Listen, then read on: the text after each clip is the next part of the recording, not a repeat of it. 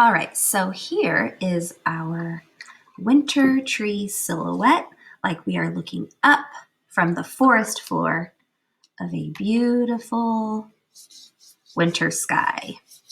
I know that's kind of hard to come by where we live, but we can imagine. What I'm doing now is I'm adding some beautiful color to my background. I'm going to mix some blues and purples.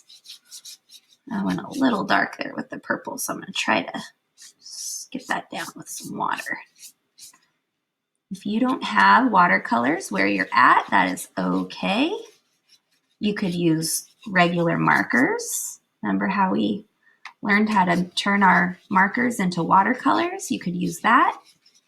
Or you could even color with colored pencil. The main skill we're working on today is drawing as if we are looking up. So working on some perspective. All right. And that is a pretty good winter scene right there. Now, some of you might remember this trick, but while our paper is nice and wet, if you have some salt around, just some good old-fashioned iodized salt, you can take a little sprinkling of it, and while your painting is wet, sprinkle your paper. The more water, the better.